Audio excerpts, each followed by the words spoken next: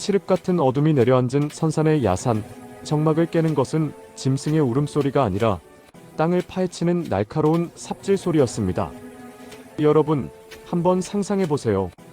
이미 세상을 떠나 흙으로 돌아간 지 6년이나 지난 노학자의 무덤이 연산군의 명에 의해 파헤쳐지고 있습니다. 굳게 닫혔던 관 뚜껑이 열리고 차갑게 식어버린 김종직의 시신이 세상 밖으로 끌려 나옵니다. 그리고 곧이어 들리는 서슬 펄언 칼날의 소리. 시신의 목이 잘려나가는 부관참시의 현장입니다.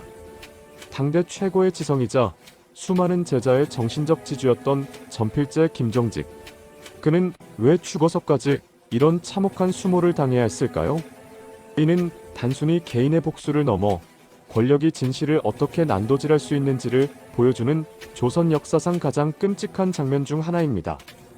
요즘 말로 하면 부관참시는 고인에 대한 부활할 수 없는 인격, 살인이자 역사적 확인 사살이었던 셈이죠. 광기에 찬 연산군의 명령 아래 죽은 김종직은 다시 한번 피를 흘려야 했습니다. 도대체 어떤 그리기에 죽은 사람의 목까지 치게 만들었을까요? 그 비극의 중심에는 김종직이 쓴 조이제문이라는 글이 있습니다.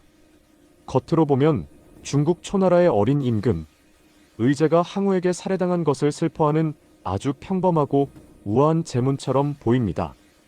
하지만 그 문장들 사이사이에 김종직은 무시무시한 가시를 숨겨두었습니다. 꿈속에서 의제를 만났다는 김종직의 고백은 사실, 우리 역사 속의 비극인 단종과 세조의 사건을 정면으로 겨냥하고 있었습니다. 어린 조카 단종을 몰아내고 왕위를 찬탈한 세조를 의제를 죽인 항우에 빗대어 비판한 것이죠. 지금으로 치면 권력자의 가장 치욕스럽고 아픈 과거를 아주 세련된 은유로 비틀어 비판한 디스곡이자 풍자대자보였던 겁니다. 이 글이 발견되는 순간 그것은 단순한 문학작품이 아니라 왕실의 정통성을 뒤흔드는 폭탄이 되었습니다. 하지만 이 폭탄에 불을 붙인 사람은 따로 있었습니다. 바로 김종직과 오랜 악연으로 얽혔던 유자광이었죠. 유자광은 서자 출신이라는 열등감을 능력으로 극복하려 했던 인물이었지만 정통파 사대부인 김종직은 그를 평생 멸시했습니다. 유자광이 김종직의 제자 김일손이 작성한 사초에서 이 조이제문을 찾아냈을 때 그는 직감했을 겁니다. 드디어 김종직을 잡을 기회가 왔다. 유자광은 연산군에게 달려가 이 글의 숨은 뜻을 하나하나 해석해 바칩니다. 전하, 이 글에서 의제는 단종을 뜻하고 항우는 바로 전하의 할아버님인 세조대왕을 뜻합니다. 이 말을 들은 연산군의 눈이 뒤집혔습니다. 자신의 가문을 모욕한 이 글을 절대 용납할 수 없었던 것이죠. 유자광의 교활한 이간질과 연산군의 폭발적인 분노가 만나 조선 최초의 사화인 무오사화의 피바람이 불기 시작한 겁니다. 김종직의 가장 아끼는 제자이자 총망받는 사관이었던 김일손. 그는 스승이 쓴 조이제문을 왕의 기록인 사초에 실었습니다. 이것이 화근이 되어 그는 35이라는 젊은 나이에 처참한 죽음을 맞이하게 됩니다. 여러분, 추국장에 끌려온 김일손의 모습을 상상해보세요. 살을 내는 고문 속에서도 그는 당당했습니다. 사관은 사실을 기록할 뿐이다라는 신념 하나로 버텼죠. 하지만 연산군은 자비가 없었습니다. 김일손은 능지처참이라는 가장 잔혹한 형벌을 받게 됩니다.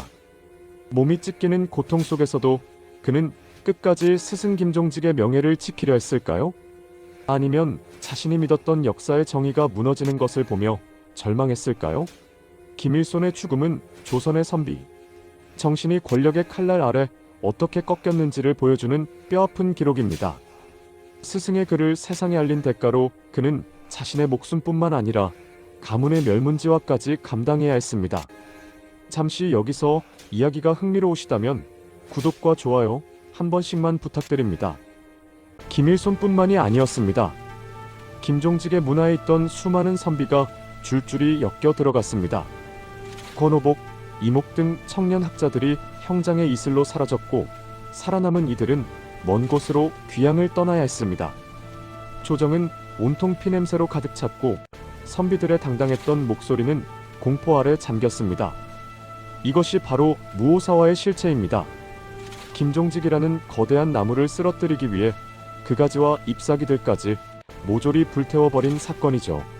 연산군은 이 사건을 통해 왕의 권위 앞에 누구도 토를 달 수 없다는 것을 보여주려 했습니다. 하지만 아이러니하게도 이 피해 숙청은 연산군 자신의 몰락을 재촉하는 시작점이 되기도 했습니다. 진실을 입막음하려던 칼날이 결국 자신을 향하게 된 셈이니까요. 비극적인 정치 이야기에서 잠시 눈을 돌려 김종직이라는 인간의 내면을 들여다볼까요? 그는 밖에서는 한없이 엄격하고 깐깐한 선비였지만 안에서는 누구보다 따뜻한 남편이었습니다. 첫 부인 창녕조 씨를 일찍 여의었을 때 그는 예법을 중시하는 사회 분위기 속에서도 아내를 향한 그리움을 시로 쏟아냈습니다. 빈방에 촛불만 넘실대는데 당신의 숨결이 들리는 듯하오. 이 문장 속에 담긴 애절함이 느껴지시나요? 그는 죽은 아내를 위해 손수제문을 쓰고 밤마다 울음을 삼켰습니다. 요즘으로 치면 지독한 사랑꾼이었던 것이죠. 이후 맞이한 후처 함양조 씨에게도 그는 늘 다정했습니다. 밖에서는 세상을 호령하는 대문장가였지만 아내의 소소한 걱정거리에는 귀를 기울일 줄 아는 부드러운 남자였습니다. 이런 인간적인 면모가 있었기에 수많은 제자가 그를 진심으로 존경하고 따랐던 것일지도 모릅니다. 권력의 정점에 서서 세상을 호령했던 김종직이지만 그 역시 자식 앞에서는 한없이 약한 아버지였습니다. 그는 금쪽 같은 아들들을 먼저 하늘로 보내는 아픔을 겪었습니다. 당시 영아 사망률이 높았다고는 하지만 학식 높은 사대부, 가문에서 자식들을 연이어 잃는다는 것은 형언할 수 없는 고통이었을 겁니다. 너를 땅에 묻으며 내 마음도 묻는다. 그가 쓴 제문을 읽어보면 절규에 가까운 슬픔이 느껴집니다. 자식을 먼저 보낸 부모의 마음은 시대가 변해도 똑같지 않을까요? 그가 그토록 원칙에 집착하고 제자들에게 엄격했던 이유도 어쩌면 자식을 잃은 상실감을 학문과 제자 교육으로 채우려 했던 것은 아닐까 상상해봅니다. 삶의 화려한 업적 뒤에는 이토록 시린 눈물 자국이 깊게 새겨져 있었습니다. 김종직은 영남 지방 학자들의 정신적 지주였습니다.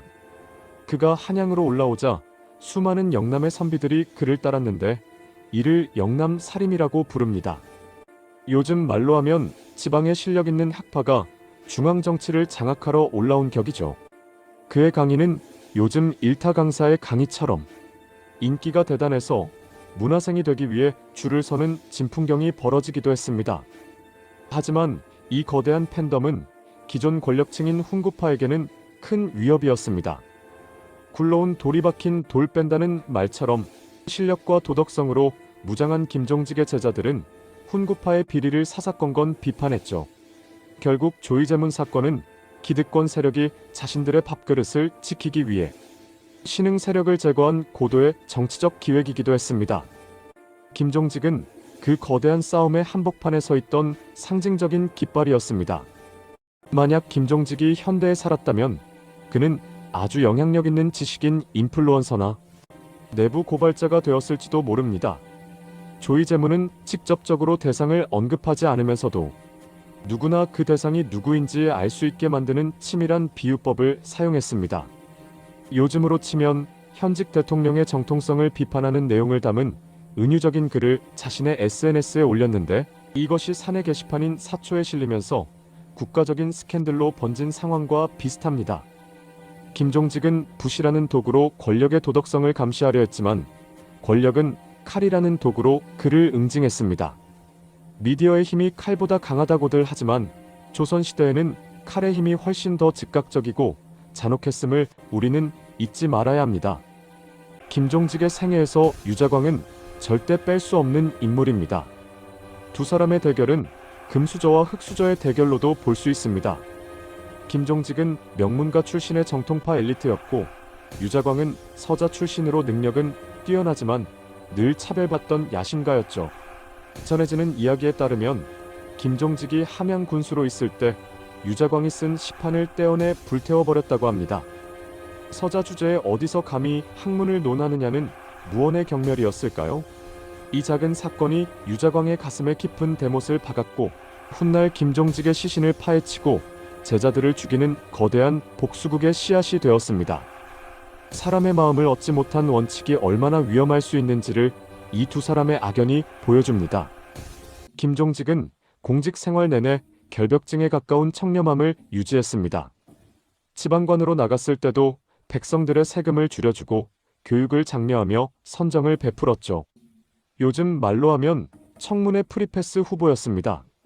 하지만 그의 이런 성격은 동료들에게는 피곤한 고집불통으로 비치기도 했습니다. 남들은 적당히 타협하며 사는데 왜 당신만 그렇게 유난을 떱니까? 이런 핀잔을 들을 때마다 김종직은 꼿꼿한 자세를 잃지 않았습니다. 그는 타협보다는 정도를 걷는 것이 선비의 도리라고 믿었습니다. 이런 강직함이 그를 위대한 스승으로 만들었지만 동시에 현실 정치에서는 수많은 적을 만드는 결과를 초래했습니다. 여러분은 그의 이런 삶을 어떻게 보시나요? 이 시대에 꼭 필요한 리더인가요? 아니면 유연함이 부족한 학자일 뿐인가요? 김종직은 딱딱한 유학자이기만 했던 건 아닙니다. 그는 당대 최고의 문장가이자 시인이었죠. 그가 남긴 시들은 자연의 아름다움과 인간 내면의 고독을 아주 섬세하게 표현하고 있습니다. 술 한 잔의 시 한 수를 읊으며 달을 본다는 그의 기록을 보면 그가 얼마나 낭만적인 예술가였는지 알 수 있습니다. 거친 정치판에서 살아남기 위해 매일 칼날 위를 걷는 기분이었을 그에게 시는 유일한 도피처이자 안식처였습니다. 밤마다 붓을 들고 시를 쓰며 마음을 다스렸을 그의 모습을 상상해 보세요. 그가 쓴 시들은 800년이 지난 지금도 우리에게 선비의 멋과 낭만이 무엇인지 생생하게 전해주고 있습니다. 기록에 따르면 김종직은 꽤 부유한 가문 출신이었습니다. 대대로 내려오는 토지와 노비가 있었기에 경제적으로는 아주 풍족했죠.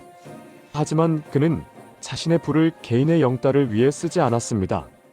가난한 제자들의 학비를 대주고 마을에 흉년이 들면 자신의 곳간을 열어 백성들을 구제했습니다. 요즘으로 치면 진정한 노블레스 오블리주를 실천한 자산가라고 할 수 있겠네요. 돈을 어떻게 버느냐보다 어떻게 쓰느냐가 사람의 가치를 결정한다는 것을 김종직은 삶으로 증명해 보였습니다. 그가 남긴 진짜 유산은 땅이나 돈이 아니라 그가 길러낸 수많은 인재와 고결한 정신이었습니다. 역사적으로 김종직에 대한 평가는 극명하게 갈립니다. 한쪽에서는 조선 성리학의 정통을 세운 위대한 스승이라고 추앙하지만 다른 쪽에서는 지나친 명불론으로 사화를 불러일으켜 제자들을 죽게 만든 장본인이라고 비판하기도 합니다. 실제로 그의 조의제문이 아니었다면 무오사화라는 비극은 없었을지도 모릅니다. 하지만 그가 지키려 했던 가치가 단지 개인의 아니었다면 그는 그런 위험한 글을 쓰지도 않았을 겁니다. 죽어서도 잊히지 않고 끊임없이 논쟁의 중심에 서 있는 인물. 그것이 바로 김종직이라는 인물이 가진 거대한 존재감이 아닐까 싶습니다. 김종직의 인생은 부관참시라는 비참한 결말로 끝나는 듯 했습니다. 하지만 역사는 그를 버리지 않았습니다. 연산군이 쫓겨나고 중종이 즉위하면서 그는 명예를 회복했고 영남 사림의 영수로 영원히 기록되었습니다. 시신은 잘렸을지언정 그의 정신은 오히려 더 단단해져 조선의 뿌리가 된 것이죠. 선비란 무엇인가? 지식인이란 어떤 존재여야 하는가? 김종직의 삶은 오늘을 사는 우리에게 묻고 있습니다. 눈앞의 이익을 위해 타협할 것인가? 아니면 죽음을 각오하고 진실을 기록할 것인가? 800년 전 선산의 무덤가에서 시작된 이 이야기가 신이여 여러분의 마음속에 어떤 의미로 남았을지 궁금합니다.